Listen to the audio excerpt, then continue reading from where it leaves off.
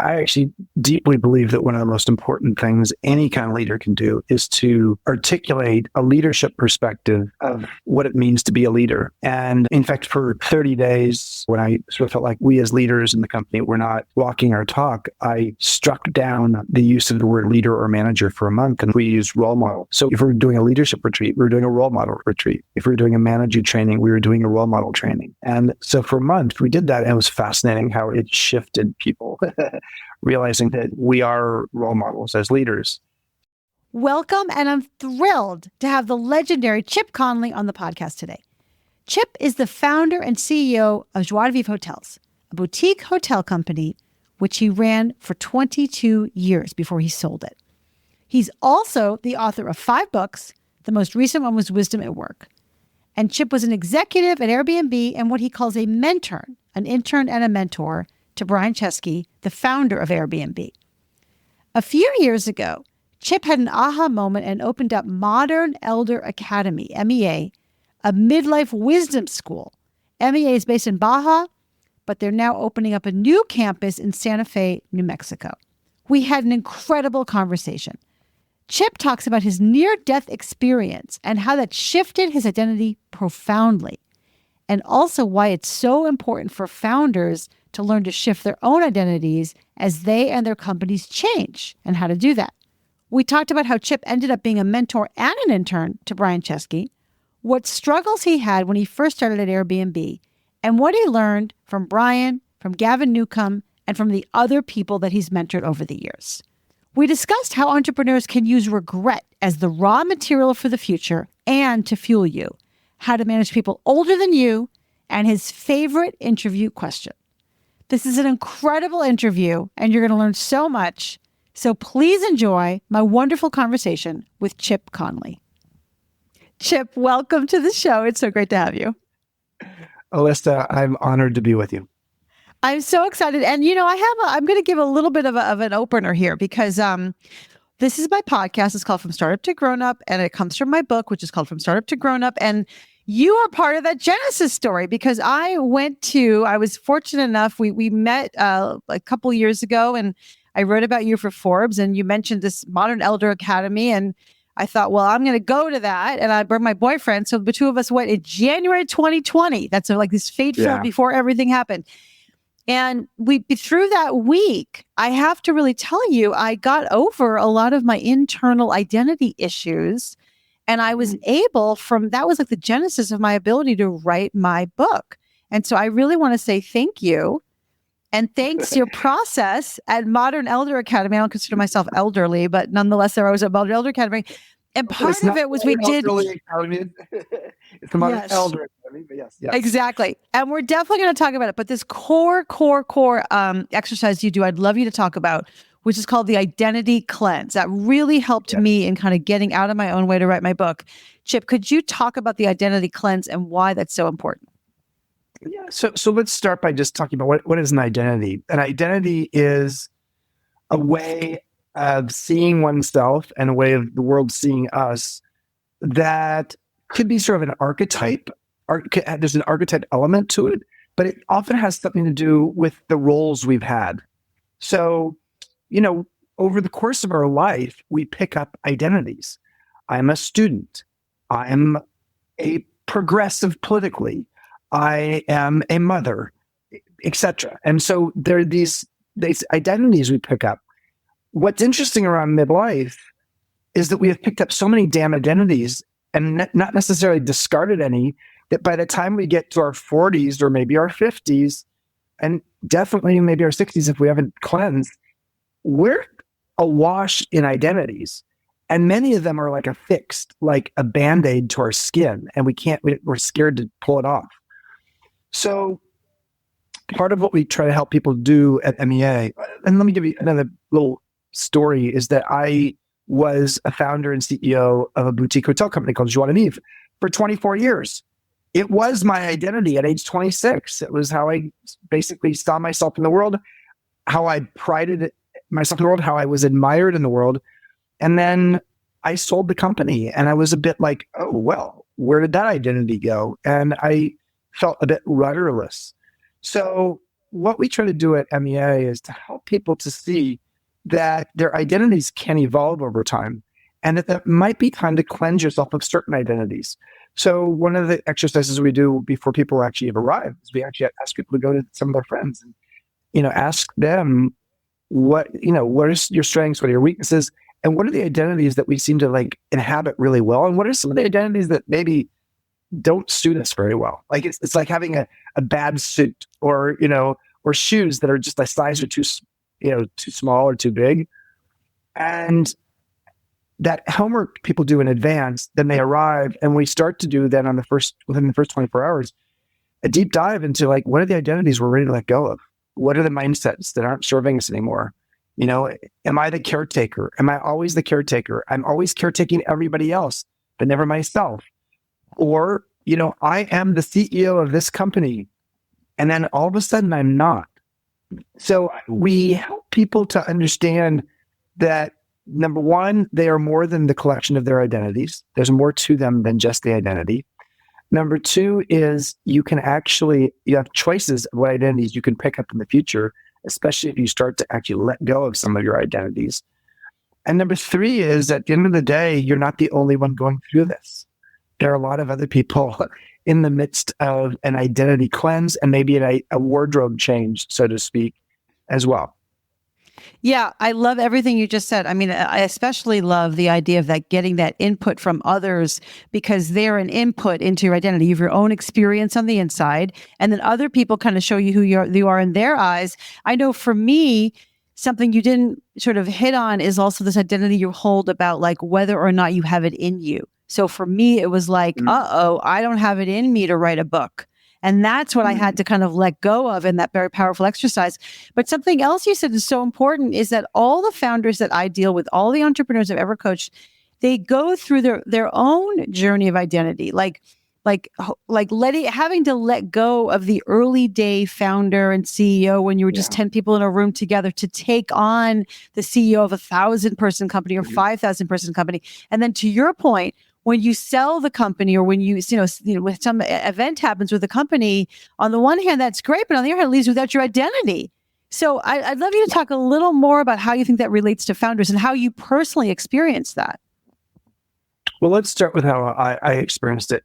The good news for me, so when it came to Joie de Vivre, the company I'd started and was CEO for a long time, 22 years into it, I had a flatline experience. I had a bacterial infection, septic leg, broken ankle, and was put on an antibiotic, and I was allergic to the antibiotic. And so after giving a speech, I went flatline. I went unconscious, and then I actually died, and the paramedics had to bring me back to life. So I had the great fortune of that divine intervention where I could actually see like, at 47 years old, I might have died. And it helped me to get comfortable with the question of, am I living my life today the way I want to live my life the rest of my life? And I think the answer I came to was like, no, actually, I want to change something. I really don't want to run this company anymore. I knew it, but I didn't think I had any choices. I felt like, I was in a jail cell, that this is the only thing, the confining identity of Chip, the founder and CEO of Joie de Vivre, was that it felt incredibly beautiful for a long time, and then it felt really confining. So I had 2 years to prepare for the fact that I was going to sell the company mentally. I didn't tell all of my employees, I'm going to go sell the company now. It was more like, okay, I told a small collection of people, everybody had to be confidential about it. And I had some time to prepare for it, which was great because we need that. Because generally speaking, especially if you're in a situation where you're so focused on satisfying your investors' needs, satisfying your employees' needs, you don't have any time to sort of sort through, okay, what's this going to mean for me? And if what are my habits that I do every day associated with this job that I don't need to do anymore? And how lost am I going to feel? So as I moved from my story, which was actually a good story, because by the time it was announced that I was selling, or we were selling the company, I had moved on. I truly had. Now then I had to deal with the issue of like, oh my God, everybody's definition of me was based upon that. And that was hard. But how did you handle that? How did you handle that, Chip? It is hard. Well, I mean, first of all, it's like so many things. As you know, I'm gay, and so if you come out, I came out at age 22 when in 1983. At the time, I was like, wow, not exactly a great thing to come out as a Stanford MBA around this topic. It was very taboo. But as is true for that, if you're comfortable in your own skin and you're coming out with whatever, then people actually see this, that I feel energetically whole and seemingly confident about what's going on, and they get a little bit less worried. So when it came to people saying, "Oh my God, you sold a company," and they could see that there was a relief, a tranquility, and also an excitement for what's next. Some people had a hard time with it, especially those in the company who knew, okay, there's a new owner here, and I had to deal with that, and I had to be very responsible about that. But for people outside of that who sort of said, "Oh man, you were the guy I'd go to get my free suite, every honeymoon, every anniversary for me and my spouse." Like, okay, well, if all I'd been is that transaction, then I thought we were friends, maybe. So I did have a conversation once with someone like that, because I was like, he was really bummed because I got him treated for massages. I got him the best corner table at a great restaurant. That was, one of our restaurants. It's like, "Hey, dude, I'm not just your concierge in life. I'm a friend of yours." And, I had to say to him, if that's what I've meant to you, then that's disappointing, and maybe we need to move on. And he said, "You know what? You're right. I don't want to move on. I love you. But I guess I was going immediately to my own selfish needs around what you served in my life, but you served a lot more." And we had a really great conversation as a result of that. So, yeah, I mean, the process of learning how to evolve your identity is such a powerful and important one that we actually learn in adolescence. So you think about it, when we go through adolescence, we're going through a lot of identity transitions, bodily, hormonal transitions. And yet we sort of think that when we become adults that we don't go through transitions. But of course we do. And there's this, adolescence is a made up modern word. It didn't exist in 1903. It's a 1904 word. And it now defines an era of life when people are in between childhood and adulthood, your teen years. Well, there's also a new word called midolescence. Midolescence is that time in midlife when you are in between the core of adulthood and the early stages of elderhood. Not being elderly, but you could be an elder for 30 years where, generally speaking, you're older than the people around you. And yet we somehow feel like if people are in midlife going through transitions, they're getting the game of life wrong. We get divorced. We have menopause. We have menopause, but you do. Men have andropause. Our parents pass away. We have empty nest syndrome. We change careers. We change where we live. We get divorced. I mean, there's so much richness in how life is liminal and it's constantly changing. And yet somehow we try to confine it to say, "Oh, okay, well, I expect Chip for you to be that identity the rest of your life." It's like, wow, that's a jail sentence. Yeah, it really is a jail sentence. I'm just thinking because V Band, I had him on the podcast, like my third guest, and he sold his company contactually to Compass. And one thing he said was he had kind of gotten the hint from other founders that when you sell your company, you're going to be shockingly left with this void. And so he kind of tried to mentally and emotionally prepare. Do you have specific advice for founders about that particular transition? And maybe even, by the way, before the transition even of selling, but like, let's say you're an entrepreneur for 10 years or you're the CEO and a founder for 10 years, 15 years. What advice do you have for founders as they go through those transitions? First of all, come on down to MEA. That's exactly part of what some people come for. But there's also a great book by Bo Burlingham called Finish Big.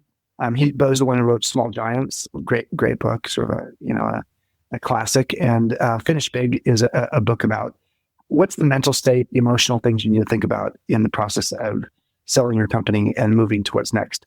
So I think one of the most important things is also good advice for people who retire. And a lot of people who are selling their business are not retiring, but I'm going to use the same language. People tend to retire from, not retire to. And it's like, I'm selling, but what am I moving toward? And so if I'm selling my company or if I'm leaving a role I've been in for 20 years, often we get so wrapped up in that we don't actually imagine what we're moving toward. as you know, we have an anatomy of transition point of view at MEA, which is there are three stages to any transition. There's the ending of something, there's the messy middle, and then there's the beginning of something new. And once you can actually sort of use that frame, and this frame comes from William Bridges and a lot of great people, Bruce Feiler, whose book Life is in the Transitions, is a great book. So once you understand those three stages, there's the ending of something. And ending means I ideally ritualize it in some way. You sort of like say, okay, like, how do I sort of say, I'm going to go on that big vacation, or I'm going to go to MEA, or I'm going to go, I don't know, I'm going to go do a Vipassana silent meditation retreat for 10 days. And there's something that ritualizes the end of something. And then there's the messy middle. And the messy middle, as we know, when you and I have friends and family members and people like that, the messy middle can be a really dark and gooey time. Think of the cocoon or the chrysalis of the caterpillar to butterfly journey. It could be dark and gooey in that time. And what we really need during that time is we need social support, emotional support. We need to actually be open to trying new things and being bad at something, being a beginner at something new okay, I'm going to test this out, see if I like it, and if I'm good at it. And so for someone selling a company, that's a hard one, because if you've been the boss, if you've been sort of like your ego has been pumped up by being in charge and in control, and now you're deciding you're going to go learn how to surf at age 50, and you're really bad at it. For some people, that they have a fixed mindset. I only like to play games that I can win. And that's what a fixed mindset is. And if you can move to a growth mindset and be open to playing games that you can learn, and you don't define success as winning, you define success as learning and exploring. And that is a really important piece of that second phase. And then the third phase is you literally get to the place where a new beginning's happening. The butterfly is coming out of the chrysalis, and you're really embarking on that new thing that you're really excited about. And for me, selling my company was hard. My sister, who had worked with me for 25 years, was still in the company when I sold. She stayed for years afterwards. A lot of senior people left or stayed, and then they ultimately left. It was hard on that level, but I also knew that I didn't want to die, and I didn't want to, die in that job. And so the fact that Airbnb came along, I had a messy middle that lasted about 2 years, and then Airbnb came along. Can you talk about that? Yeah. No, I wrote a blog post recently called "Talented People Need Empty Space." And I really do believe that. I think when you are talented and you're motivated, I promise you that something will emerge. It might not emerge on your timeline. It might take a little longer, but something will emerge. And my experience of that was that I sold my company, Joie de Vivre. I still owned a piece of it. I was executive chair for 16 months afterwards, so I was still actively involved on some level. And then I moved on. I sold the rest of my shares. I was no longer chair, and I was like, okay. During that point, I wrote a book. I spent some time on that. That was the thing. That was my new beginning. So my new beginning was, okay, I love writing books. I love giving speeches. At that point, I'd already written 3 books. I wrote my 4th book during that time, and I was fascinated by festivals. I went out and studied festivals, and I created a website called Fest 300, and the 300 best festivals in the world. And I went to 36 festivals in 16 countries in 1 year. So I was active still and passionate, but I really wasn't sure what it was that I was supposed to actually do. How was I supposed to use what I've learned? And it was around that time that I got a call from Brian Chesky, who was the co-founder and CEO of Airbnb. This is 10 years ago, so Airbnb was not a household word. I'd barely heard of them, and I was a hotelier based in the city that Airbnb was based in, San Francisco. And he said, I want you to come in and be my mentor. I want you to help us become a hospitality company, that's global and et cetera, et cetera, et cetera. And then, so at first I was like, okay, I'll do this a little bit on the side. And that was the original intention. And within 3 weeks, I was like, oh my God, this is not an on the side kind of thing. This company's growing very quickly. And there's not a lot of people in the company there's nobody in the company with any hospitality or travel industry background. And there's very few people in the company who actually have ever been an entrepreneur or led a company that's intending to grow to the size that Airbnb ultimately grew to. So long story short is I strapped myself to the rocket ship and away I went. And it's so liberating when you can move on to the next thing, because instead of being full of regret and I should have done this, like I sold my company in the bottom of the Great Recession. It wasn't like I was selling at the top of the market. I was selling at the bottom of the market. So it was not beautiful timing. And 3 or 4 years after I sold, we were the second largest boutique hotel company, and Kimpton was the largest. And they sold for 30 times more than we sold for. And I was like, Ouch. okay, yeah, exactly. If I'd waited 4 years, maybe I could have sold for, I don't know, 10 times what I sold for. But I wasn't focused on that because I'd moved on to the next thing. And that helped. Because actually, if you're the entrepreneur who's caught up in a regret cycle, oh man, then you are focused on the past. Unless you use the regrets as raw material for the future, as wisdom. And that's what I think. A regret's not a bad thing as long as it actually makes you wiser. Yes. And also, right. And also it helps steer you kind of back on your right path.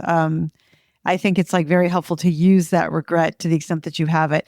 But as you were saying, so Brian Chesky called you and, you were going to be like, sure, I'll do a little thing. And suddenly you were working full time, like probably more than full time.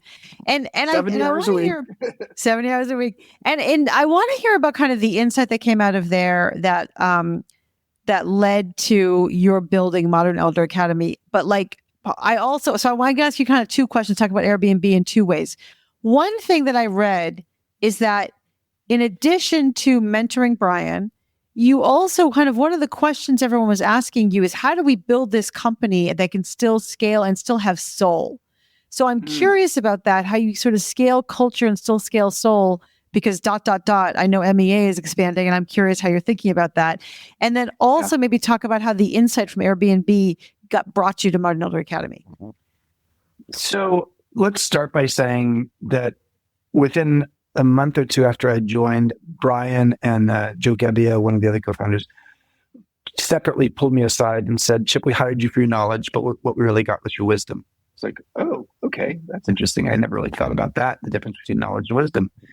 And then they said, Chip, you're our modern elder. I was like, I don't want to be your modern elder. And then they said, well, a modern elder is someone who's as curious as they are wise. It's like, oh, wait. Wait, Chip, how did they know that? Like, were they reading that in a book? Like, what do you mean? No, but yeah, and they didn't. I mean, I just said it succinctly. It was over the course of a conversation. This came up. It was not, I mean, the modern elder thing came out, but like, a modern elder is as curious as they are wise. That succinctly describes what they were saying. They never said one sentence like that.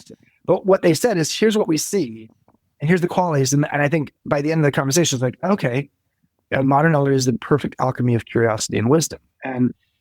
But it wasn't quite as poetic as that, at the start of that conversation. But I think what they really wanted me to say was, they knew that I was struggling, because in the first couple months, I was like, wow, I'm 52 years old. I'm at twice the age of the average employee here.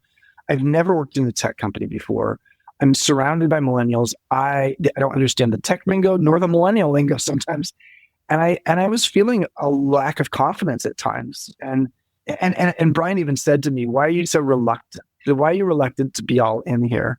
I was like, dude, I was supposed to be, 8 hours a week. It's 70 hours a week now. I'm all in, but I'm reluctant about the fact that I'm just a mentor here. I mean, I'm more than a mentor. I was a head of global hospitality and strategy and in charge of other things. But the part of the role is, you want me to just be the mentor. I'm the intern as well. And that's what ultimately led me to coining the term mentern. I'm a mentor and an intern at the same time, because my relationships over the course of 7.5 years in the company, I was both a mentor and an intern. And my relationships with people I was mentoring was often a mutual mentorship. I was learning from them. They were learning from me. So all of that, got me very interested in intergenerational collaboration. 40% of Americans today have a younger boss. By the year 2025, the U.S. Department of Labor says the average American will have a younger boss. So that's amazing. The majority of Americans will have a younger boss. That doesn't happen in historic times. Historically, power rested with older people higher up on the org chart. That's all changed. And yet we live in an era where, 75% of millennials would like to have a mentor, but only 2% actually have one, a formal one. So there's lots of opportunities here. That's what led me to starting to write my book, Wisdom at Work, The Making of a Modern Elder. And while I was writing that book down in Baja at my beach home, I had a Baja aha. I had an epiphany. And the epiphany was, why is it that we don't have midlife wisdom schools, places where people can go to reimagine their life, whether it's their romantic or, relationship life, their spiritual life, their career life, how they see themselves in the world, what their sense of purpose is.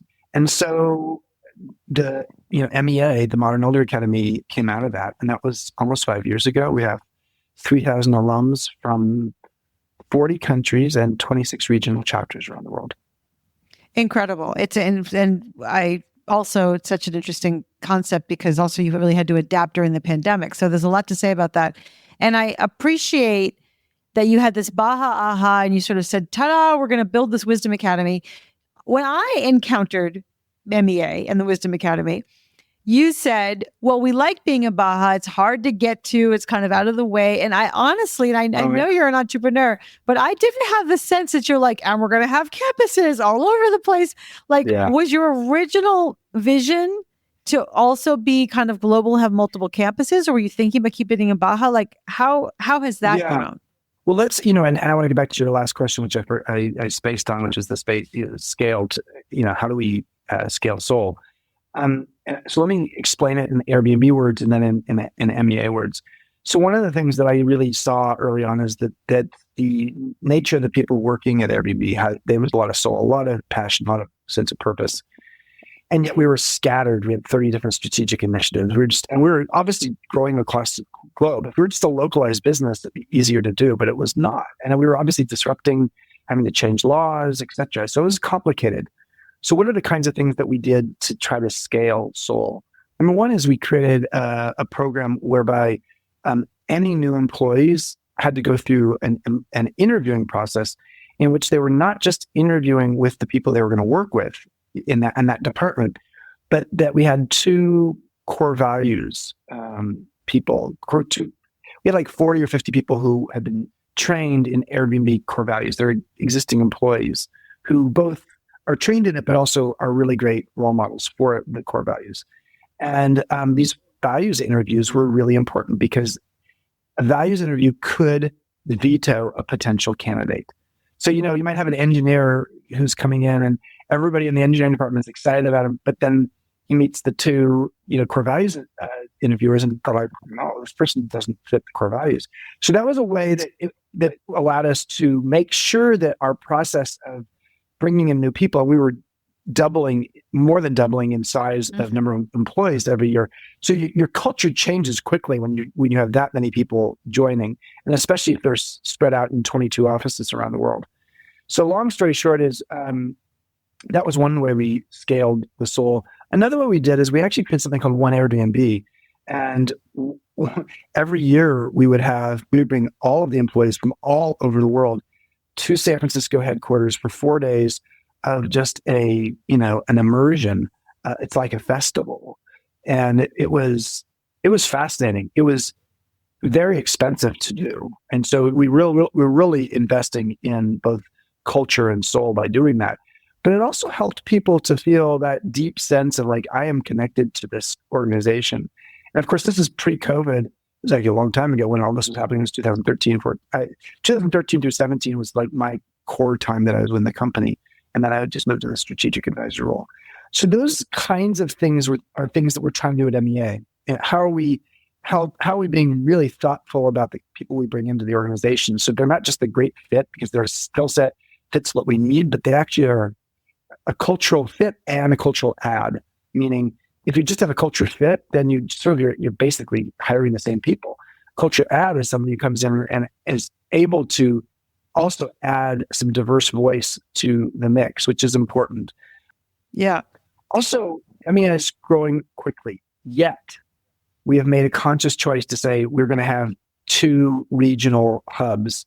And then, in those hubs, we'll have residential regenerative communities. We'll have, in the case of Santa Fe, we'll have 2 campuses, such that we'll have Santa Fe, New Mexico, and then in Baja California, southern Baja, And so instead of having dots on the map, because there's so many people who want us to be in the Catskills or Hudson Valley or Napa or Ojai or Asheville, North Carolina or Austin, Texas, and our conscious choice is to say, you can grow quickly, but if you do it in a singular region or in two regions, in our case, then you have a lot more sense of the touch and feel of the place. And I'm not on a plane going to 4 different campuses, but we might have 4 campuses, but they're in 2 regions, and there might be a beach campus and a farm campus, a ranch, and then a town campus. 4 different flavors, but only in two regions. So that's another way to scale. I love that, sort of keeping it, more just manageable, just geographically. But I want to double click on what you're talking about in terms of the culture interview. I love that. I had Alexi Robichaud on my podcast, and he's the founder and CEO of BetterUp. And he had this idea of balloons where you have, it's the same kind of thing where you have people who want to interview just for culture. So I'm curious, can you think about an interview that somebody would do at MEA, which would be like checking for culture fit, but then also what you just said, which is so beautiful, checking for culture add, or what were the words you used? Sort of the culture expansion. Culture add, yeah. Yeah, okay. Well, I might suggest 2 questions here. Well, number one is my favorite interview question of all time, and one that I crafted years and years and years ago. And I think it's really appropriate. It was appropriate at all 3 of the businesses that I've been involved in, especially MEA, is what's the number one way you're misperceived in the workplace? And I love this question for the following reason. First of all, it's a hard question. It's not one that you normally hear in an interview. So I love unscripted questions because I think the interview process can be so damn boring because it's like, okay, here's the questions and here are the answers. So most people have never heard that question. What's the number one way you're misperceived in the workplace? So that the fact that it's a new question is a good thing. Secondly, the fact that it is requiring a certain amount of self-awareness is a good thing. Thirdly, the fact that it actually requires a certain level of other awareness, how people perceive you, is very important. You have to know yourself, and then you have to know how people perceive you. And then number 4, it is like a welcome mat for an interesting conversation, anecdotal about okay, so how does this show up in the workplace? So I love the question because it actually is a question that in the case of the businesses I've been involved in, I really feel very strongly that self-awareness is probably one of the most important ingredients of a great leader. I also like the fact that sometimes it leads to weird mishaps where people say things like, and it opens up a whole new can of worms. And I'll never forget one interview where a guy said, I think that everybody just thinks I'm an asshole, but I'm actually a pretty nice guy. I was like, oh, wow, thank you went there. Let's talk about that. Why do they think you're an asshole? How does that show up? And how do you know you're a good guy? What is the way? And do you want to be perceived more as a good guy in the workplace? And if that's the case, what steps are you taking? It's like, oh man, he just got into a therapy session, but that's exactly what an interview should be. And an interview should be, because if you're just interviewing them based upon how they show up and look pretty, look good, that's not the reality of how you're going to work together. Now, in terms of the culture add question, I like, especially if I'm talking to someone from a diverse community, who doesn't fit the predominant demographic in our company, is I like to ask them questions like, what do you see is missing in this company right now? Both in our strategy or our culture or our leadership team. And why do you think that's missing? Wow, that's a hard question for someone to answer because I'm now going to call you out, Chip, and say, I think your company's missing this. And I'm going to tell you why I think you are missing that. It's like, wow. Again, on that question, I don't expect someone to be perfect in their answer, and it can be awkward because they don't want to piss me off. But I really appreciate candor and someone who can candidly give me their perspective, and I can learn something from them. There's a new insight that comes out. That's wisdom. Mm-hmm. Yeah, I love that. Chip, I really have to ask you now, how would you say that you're most consistently misunderstood in the workplace? Misperceived. I think I'm misperceived. So the way I'm misperceived, and this is true, this is an easy answer for me, partly because I've asked this question once, so I know it, but it's just true. It's been true everywhere I've worked. My name's Chip. I am sort of an easygoing California kind of dude. My first company was called Joie de Vivre, all about joy of life. I have a little bit of a spiritual new age sensibility to me. So the way people could perceive me is like Chip is just a kickback dude. He's such a nice guy. He's intense maybe, but he's smart. But what they are really missing is the level of intensity I have. I am a full-on intense, pretty driven person with very high standards for myself. Having said that, what that means is someone thinks coming into the company, oh, Chip's a nice guy. I think that's generally true. But I think what they think is Chip's a nice guy and he's pretty lax. He's pretty easygoing. And I'm not that lax and I'm not that easygoing.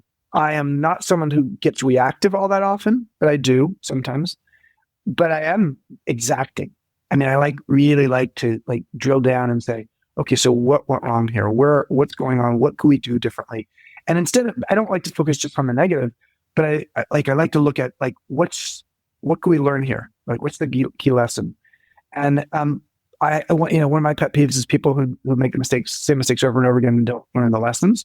Like, I think it's really important because if someone actually is operating that way in one part of their life, they're probably operating that way in other parts of their life. So I would say that the summary on this is what people ultimately experience is working with Chip is an intense experience. It is more engaged than I've ever been in my work. At times, I feel intimidated, not because Chip is intimidating me with questions, but because his expectations of what he expects out of me are so high. So I would say that's pretty accurate. Yeah, I can see that. I can definitely see that. And also I especially appreciate that you do have this kind of vibe and you're soft-ish spoken, right? You're not reactive and you're not going to raise your voice to anyone. And at the same time, I can see that you have exacting standards. And I would just say that from my experience, Modern Elder Academy, MEA reflects that for sure.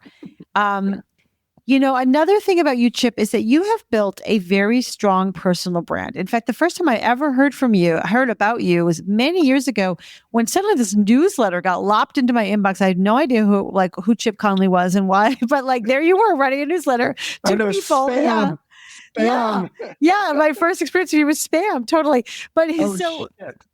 But it all worked out because I was kind of interested. I was like, wait, Baja? I've never heard it, but where's Baja? Right? I've never heard this whole story of someone named Chip Conley, but I didn't really know who that was. My point being that you have really developed a strong personal brand.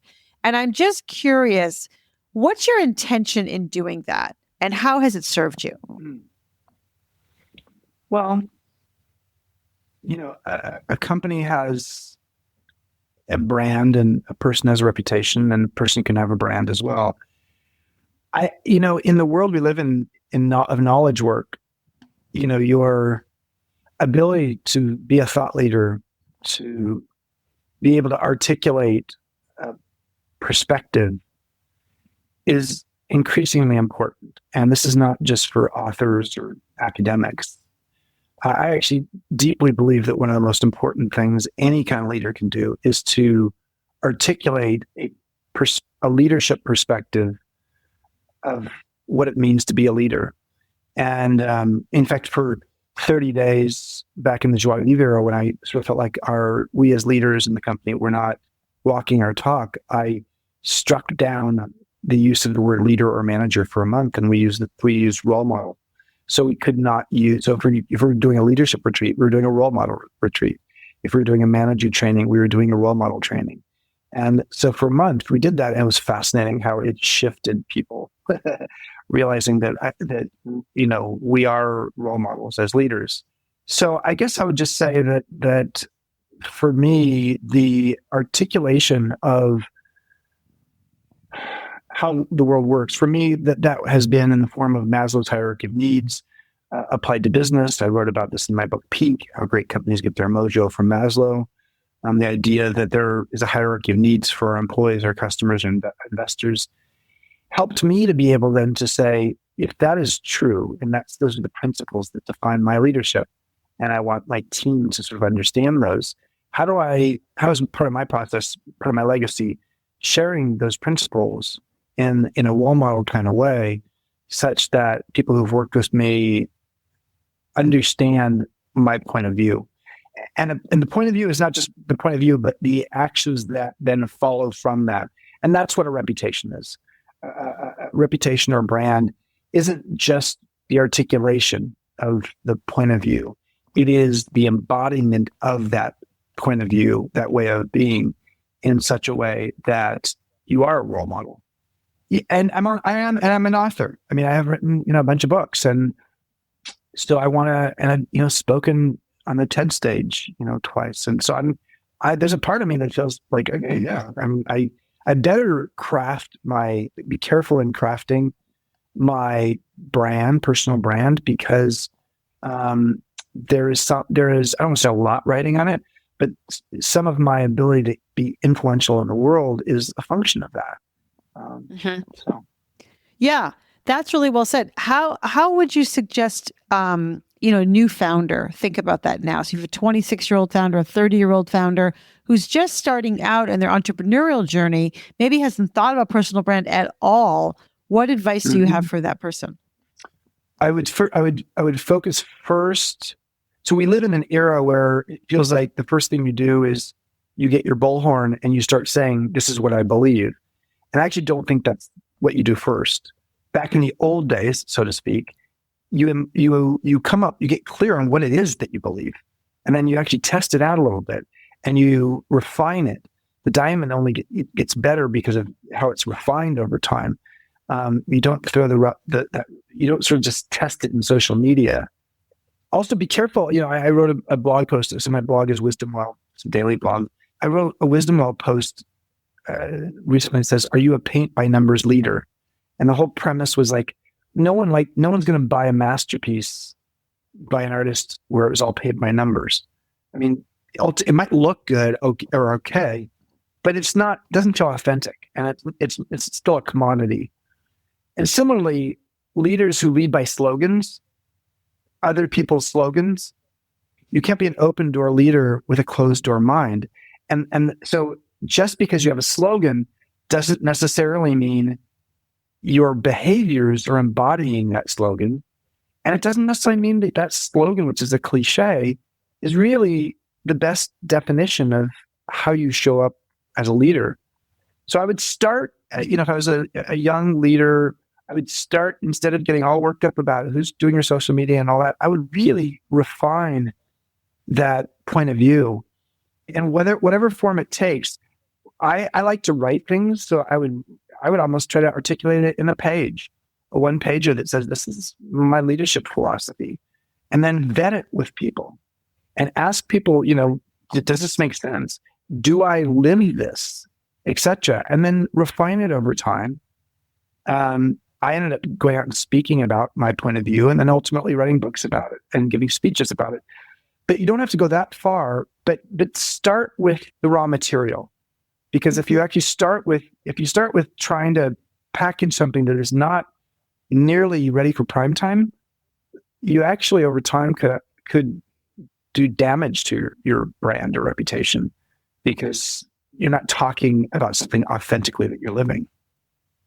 Yeah, I love that. I think that's great advice. By the way, everyone should sign up for Chip's Wisdom Well. It's a daily blog. I look forward to it every day. And I read that one, and it was in the context of you working with one of your entrepreneurs whom you mentor. A mentee. And I'd love to know, just sort of broadly speaking, I know that you now mentor other entrepreneurs. I'm curious, what are the kinds of things you find yourself teaching them, so-called, the most, and what are you learning from that experience of mentorship now? I think one of my favorite exercises that I do with a mentee, especially a senior leader, is I ask them, what are the 5 adjectives that they most want people in the company to use to describe them? So in essence, what's their brand reputation? What are the 5 adjectives? Okay, let's look at those. All right, these are the 5.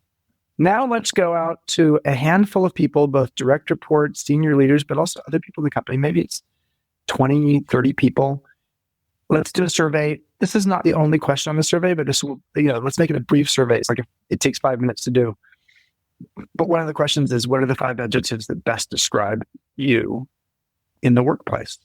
And let's see what comes back. And then let's match these up and see, is there a match? It's a very revealing exercise. I mean, I love it. Even knows this is coming. Rarely do you have any of the 5 that you want on there. Sometimes you'll have 1 or 2 that are close. But then you go to the next step, and that's the really interesting one. The next step is, okay, Chip, you want to be an encouraging leader. You want one of the 5 adjectives to be that you're an encouraging leader. You encourage courage, because even within the word encourage is the idea of courage, which the heart that comes from the word heart in French. So, what are the habits that I'm going to start putting into my life that would actually make me an encouraging leader? So, for example, one of my habits that I when I was doing this exercise myself 30 years ago was, okay, I'm going to come up with 2 pieces of recognition privately that I will give each day, one to one person, one to another person, something that's quite specific and unexpected, to just help a person see that I'm noticing. Because we have a tendency to catch people doing something wrong. What about catching somebody doing something right? And my perspective was, I want to do that as a habit. And if I start doing it as a habit and I get it right, I will keep doing it without having it be a checklist item. So for a year or 2, it was a checklist item. If I didn't do any on Monday, I had to do 4 on Tuesday because it's 2 a day. I gave myself the weekends off. So it's in essence minimum of 10 a week.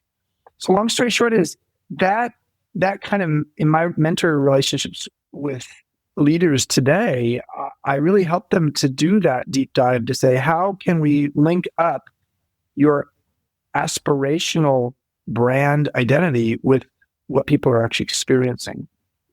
The other question that I help leaders start to ask their direct reports is, how can I support you to do the best work of your life here at, Airbnb, for example? And it's a great question. And it's one that I think every leader should learn to ask. Why? Number one is 2/3 of American workers think that their boss wants them to fail. Really? You think I want you to fail? Like, my life is not easier by you failing. That's what a boss should say. But the truth is, a lot of people feel like it's the odds are against them, the system's stacked against them, they're a victim. So the fact that you start the question with, how can I support you, is a great starting point. Then the next part of the question is to do the best work of your life. How can I support you to do the best work of your life? Wow, you want me to stretch that far? Yes, I do. I want to be here, and I want to be your permissionary to do the best, give you the permission to do the best work of your life. And that's, I think, a really important thing to say, because actually, especially if it's in tandem with how do I support you. But the big aha in this question is, how can I support you to the best work of your life here at Airbnb or whatever company name? Is you have now, as the leader, as the boss, given agency to your employee, to your direct report, to actually come up with a list. And for a lot of employees, a lot of direct reports, this is unfamiliar territory, because what's familiar is like, oh, this company sucks. My boss doesn't care. Blah, blah, blah, blah. And so now I have in my lap the responsibility of a week from now coming back to my boss and saying, what do I need? What kind of support do I need to do the best work of my life here? And it leads to what can be a really fruitful conversation. It also sometimes leads to like, okay, this isn't going to work out because you couldn't come up with your list, or you came up with a list of 22 things, and there's only one thing on this list that is even remotely possible that we could do. Now, sometimes people come up with things on the list and like, oh my God, there's some great things on this list. They're sort of against HR policy, but let's actually go and talk to HR about some of these things, because there's some good stuff here. Or someone comes up with, as one person did with me, it was like, they came up with a list, and the first thing on their list was, I want to actually take a 1-year sabbatical a month from now. It's like, okay, I hear you. Okay, how can I support you? That's right. You want to win your sabbatical. What if weren't able to do that now? What if we could actually work toward that? So a year from now, we actually could try to do that. And maybe it's not a year, maybe it's 6 months. But, so there's sometimes the opportunity to have the conversation. And if it's someone who I really believe in and I really like and I want to be supportive, like, okay, this is in your head. You thought, as the direct report, the only way I could get a sabbatical is if I quit. Mm-hmm. And so you were in your head thinking a month from now, I may quit because I actually need a sabbatical. And what I'm saying to you is, no, let's look at how we can work toward that, et cetera, et cetera, et cetera. So it's important to have these meaningful conversations with our bosses because most of the relationship and communication we have between boss and employee is transactional. Mm-hmm. And what we could use is a little bit more transformational leadership. I love it. When you just summed it up by saying it's important that we have these meaningful conversations. No question. Real talk, real talk, real talk. Because everything you just said is about real talk and about having the real conversation underlying the sort of transactional or superficial. And to your point, it takes away the ability to just complain. You suddenly have to take responsibility for your life as direct report in the workplace. I think it's so powerful. Chip, what have you learned from your mentees? Wow. I mean, so many. I mean, with Brian, I'll just start with Brian. Brian was my mentee and but we mentored each other and we had what I called an EQ for DQ trade alliance. I offered him emotional intelligence in the form of leadership, understanding oneself, etc. He offered me DQ, EQ and DQ, DQ being digital intelligence. And he offered me understanding not only how to operate my iPhone more holistically, but how to develop a website with great UX and UI, how to actually deal with Silicon Valley investors or venture capitalists. Because as a hotelier, I never had venture capital money because venture capital money wants a return way too quickly for the hotel industry. So I learned that from him. So that's one example. I've had Gavin Newsom, who's now the governor of California. Before he was even the mayor of San Francisco, I was his mentor. He was a budding hospitality entrepreneur. I'm still his mentor now as the governor of California. That's interesting. What have you learned from him? Yeah, what I've learned from Gavin along the way is, I would say, how in certain instances you have to be willing to take a stand and do so in a very public way. He did that with gay marriage in 2003, 2004, actually 2004. It was actually Valentine's Day. He was really newly the mayor of San Francisco. He'd just been elected. And he announced gay marriage was legal in San Francisco. Now, I mean, it was fraught with all kinds of other things, and it was way, way, way early. But he was by far the earliest politician to endorse and take steps towards gay marriage. And, more recently, and I don't want to get too political, but more recently, he's been taking some very active steps, very aggressive. And what some people will sometimes see as ambitious, because, to be fair, he's a politician. And yeah, he is somebody who's looking out for himself.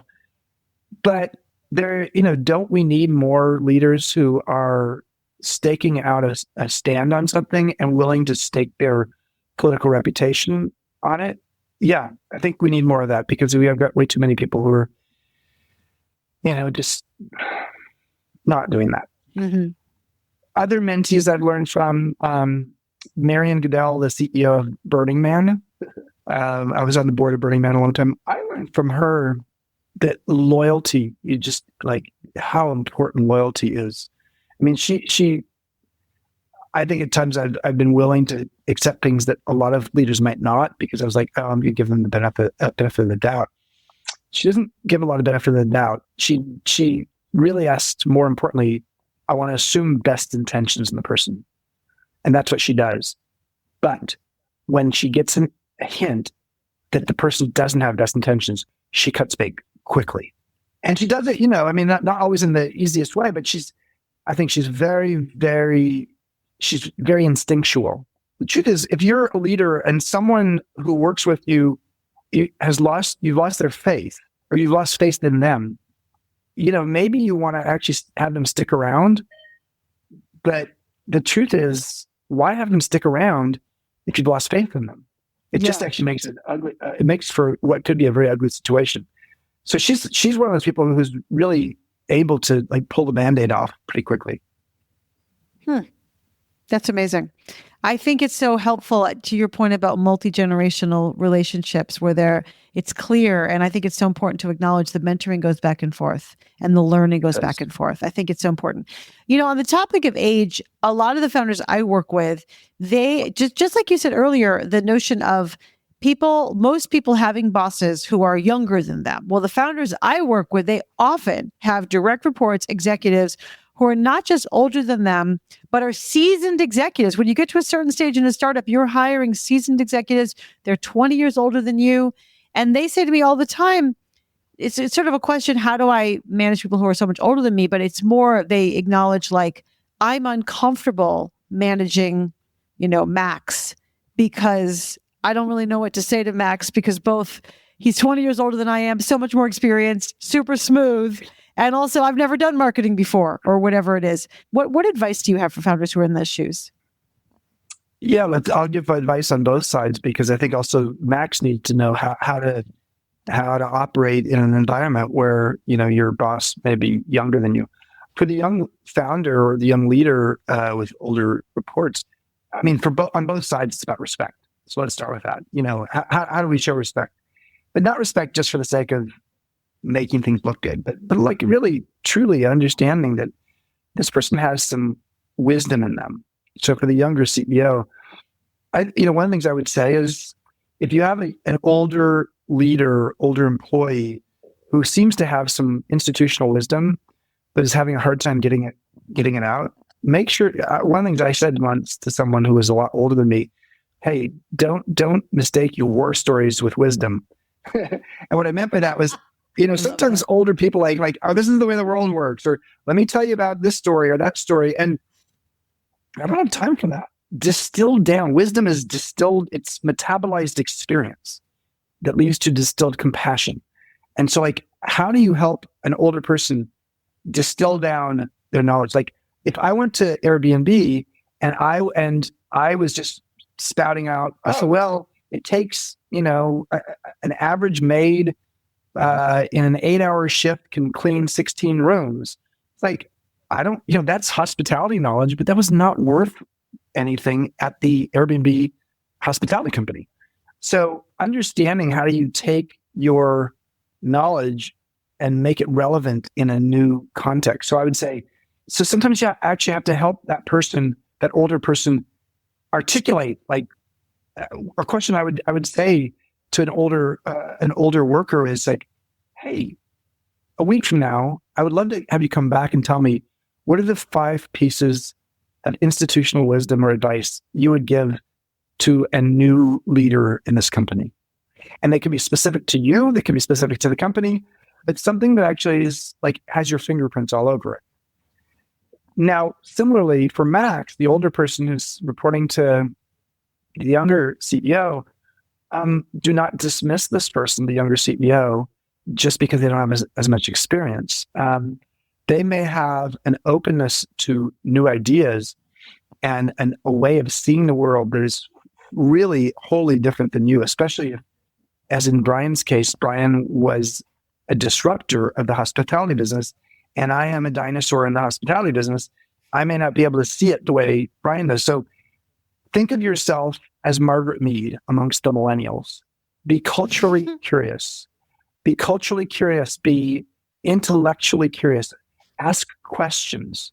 Most importantly, ask questions. Use appreciative inquiry, which is a method of asking questions that will allow you to understand a little bit more what this young person is talking about. I love it. That is so wise. I think that's so helpful, in actually every aspect. Everyone could take that wisdom, to be honest with you, right? Not just older people or younger people. And another thing that the CEOs I work with, the entrepreneurs I work with, they struggle with, especially as they get, again, as the company gets bigger, they get a little more well known. The stakes get higher. They begin to really have trouble to get people to tell them the truth. Because like, oh, you're 8 people around, everyone's kind of telling you the truth. You're a bozo, you're a knucklehead, don't do that. But when you're suddenly 1,000 people, not suddenly, but when you're 1,000 people and you're the CEO and people come with their own baggage about the boss and the CEO, they just don't always get the truth.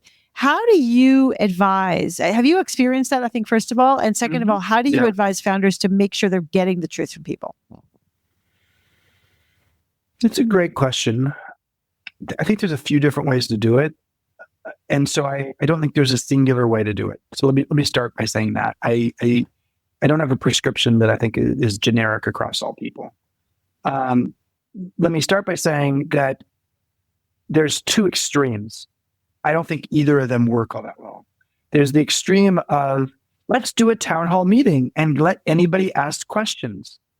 Well, in certain cultures, that isn't going to get you much, because people are going to be really cautious. Or in some cultures, it's going to be the opposite. The only people who come up to the microphone are the people who are just pissed off about something. So I really think the performative nature of doing it in a town hall kind of format, it doesn't work so well. Similarly, I think anonymous surveys that are just, anonymous surveys, or even like social media is the ultimate form of anonymous survey almost. I don't think that's the best either, because it's people ragging on things. So what are some other alternatives? Well, I'll tell you something that we did at Joie de Vivre that I think worked really well. And I learned it from Southwest Airlines. So Herb Kelleher, the 37 years, the CEO of Southwest, was a mentor of mine, like a mentor pen pal of mine. And I learned this from him. So we created cultural ambassadors. And these were people in the organization. And in our case, we have hotels, restaurants, and spas. So you had a cultural ambassador for each of our businesses. And they come together, and once a month, they have a conversation about how their particular property is enhancing its culture, how they're building a culture of recognition, and how the cultural ambassadors and the line level staff are in charge of philanthropy for the company. So those are the 3 key things they did. But the other thing that they would do, we used the cultural ambassadors for an occasion, was if we really wanted some truth telling. So in essence, what it would be is we would say to the cultural ambassadors, we would love some feedback about the leadership team. Now, you can do surveys on this stuff, and sometimes the surveys can be helpful. But generally, let's have a cultural ambassador conversation around the leadership team or the strategy of the business. What are some questions the mainstream employees want to hear, and what's the feedback that we need to hear? So by actually having it filtered through the cultural ambassadors who were line level employees but trained in what it meant to be a cultural ambassador, I think we were able to have a conversation with our senior leadership team and our cultural ambassadors in such a way that we could actually come up with some good solutions. So that's more of a leadership one. On a personal level, I love sitting down with one-on-one with my leaders, and I don't spring it on them. I just ask them, come back to me a week from now when we next meet. What can I do to be a better leader? It's that simple.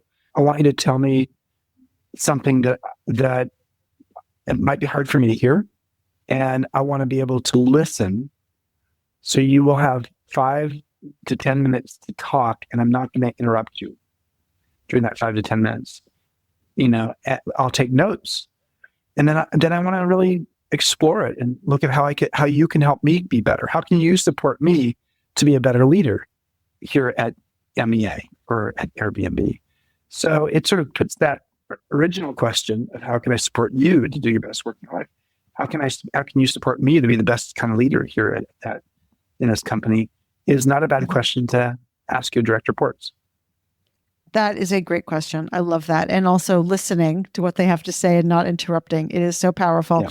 Have you asked that of your folks at MEA, and have you adjusted your style over the past, 5 yeyears as you run MEA? I've only done it once. And I did it with, I need to do it again, because the last time I did it was about a year ago, and we've had a lot of the new hires since then.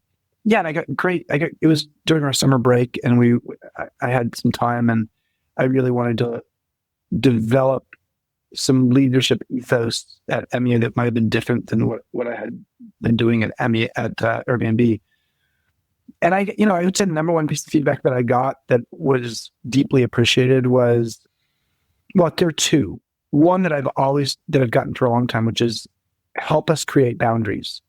How about, we are a boundaryless organization, and you're a boundaryless leader. You will do emails. We're doing this conversation right now on a Saturday. So I mean, it's how do we create an organization that has boundaries? And so that led to a really, really interesting thing. Actually, I want to talk about that one for a second. So that led us to doing something that's really interesting. We created a set of boundaries. What we did is in January, we gave everybody who's a senior leader, 15 or 16 people, the ability to talk with their boss about what boundaries they'd like to adhere to in 2022. The conversation went on as long as the boss was like, yeah, those boundaries sound good. You want to take your Sundays off and have an out office message? Totally fine. You want to you're on the East Coast. You don't want to do any, meetings after 3:00. Fine. So having that conversation and then having all of us come together and talk about what our boundaries were, and then having our administrative team compile it into a Google Doc such that it influences when we're going to do leadership retreats, when we're going to have meetings, etc., standing meetings, and then actually rewarding everybody 5% at year end based on their self-determined perspective on whether they actually met their boundaries. And we would do a quarterly leadership conversation about, are people green, yellow, or red relative to their boundaries? Wow. It has phenomenally changed how we're operating. So I'd say that's one piece of feedback that was really, I was able to take and run with. I think the other one was when I am stretched for time and someone comes to me, I am at my absolute worst as a leader when I have a short meeting, someone has not prepped me properly to know that there's an important thing they wanted to talk about, and they bring it up 5 to 10 minutes before the end of the meeting. It's like, I hate that. I don't know why I hate it so much, but I just, because I feel like there's a necessity to actually somehow resolve it in the 5 to 10 minutes. And if this is that important, why didn't you tell me in advance? If this is that important, why didn't we just dedicate the whole meeting to this? The feedback I got was, when that happens, I need to just say, oh, that's a great idea. Let's find the time to talk about this later. It's that simple. And I've tried to adhere to that since then. But it was a great piece of feedback that, this particular person had seen on multiple occasions, that I had sort of lost my temper. Again, relatively speaking, for me to lose my temper is not like what it is for other people sometimes. But I would just get pissed that this person was bringing it up at that point, and I felt obligated to try to resolve it in 5 to 10 minutes. I don't have to resolve it in 5 to 10 minutes. If it's an urgent thing that needs to be resolved, and then we'll figure that out. But usually, it doesn't have to be resolved immediately. Right, but it makes you feel pressure, and then you get irritable. And it's helpful just to see that about yourself. Yeah. Thanks, Chip, for sharing that so honestly. Just a few more questions. What do you wish you had known earlier on your journey? Well, I wish that I had realized in my 20s that my sense of self-worth is not defined by the success of my company. It's a hard one in my 60s to still say that, but it is easier to say now than it was back then. My first hotel was called the Phoenix. It's a rock and roll hotel in San Francisco. And so people would say, Chip, how are you doing? Oh, the Phoenix is doing well. It's like, that's how I would respond. It's like, no, Chip, I asked how you are doing. And I responded by talking about my only hotel at that time, So I think there was an element for me that I was my sense of self-esteem was way too connected to the ups and downs of the business. And that was unhealthy for me. It was not a good role model for others. And I think over time, what I learned to do was to both have a holistic and enriched enough life that no one part of my life was going to sink any other part. And also realize that I need to take a break sometimes, to take a moment to just laugh at things a little bit and not take it all so seriously. I love it. Thank you, Chip. Very wise. And what advice do you have for other founders as they embark on their journey to grow into leaders?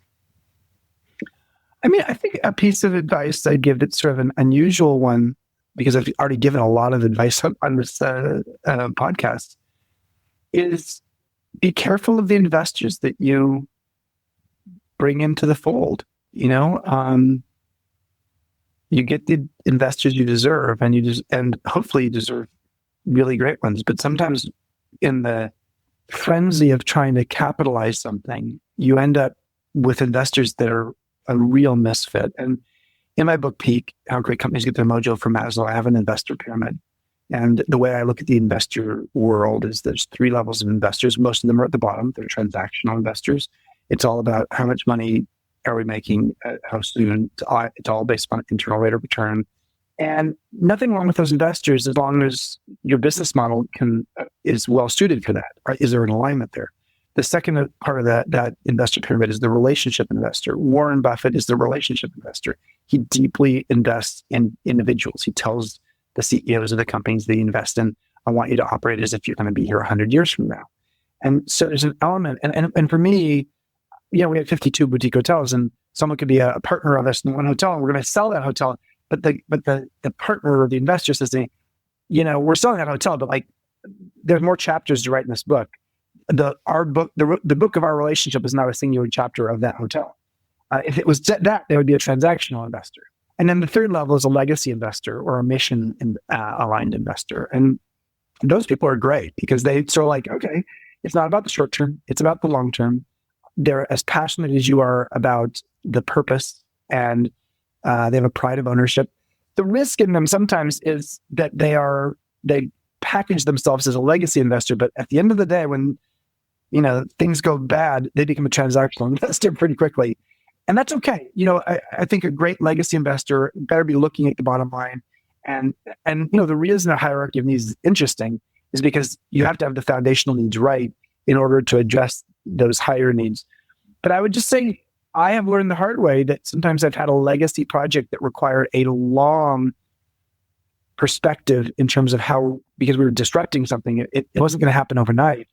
And then I had a hedge fund as the investor, that didn't make sense because hedge funds were really short-term minded in terms of how they wanted to make their money typically. And so long story short is I think it's an important thing because if you don't get that piece right, the customer and the employee relationship will suffer. And not just because of dissension and, problems, but, for an investor's transactionally minded, the thing that's most important to them is let's keep our labor costs low. So pay less, and let's keep our operating costs low, and, let's jack up our prices. So, the relationship you're going to have with your employees and customers in that kind of environment can be pretty toxic, but the net income can look really good.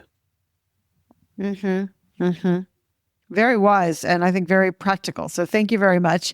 And Chip, I want to thank you for being on this podcast with me. I want to thank you very much for your friendship over the years and for your mentorship of me over the years and how much I've grown in the context of being part of your beautiful community, Modern Elder Academy. And I really want to encourage everyone listening to check out MEA. It's a very wonderful place, just beautiful and wonderful. And also the activities going on, the time for reflection, the incredible spontaneity or serendipity that you experience there with that beautiful community is just very nourishing and will be a net add to your life, no matter what age you are or whatever transition you're in. So thank you, Chip, for all you've done. Well, thank you. We actually sometimes have private groups that come down and go through the program together. We've been doing that with YPO and with Inc. magazine and et cetera. And so it's encouraging to know that we have that. We also have MEA online. You can check it out at modernelderacademy.com, and you can just look at the program section, and you can see the workshops there, sabbatical sessions this summer, as well as our different online courses. Amazing. Thank you, Chip, so much. I really appreciate it. Yes, Alisa, I love you. Love you. Thanks for listening to From Startup to Grown Up. If you like what you heard, give it a review on Apple Podcasts so other people can find it.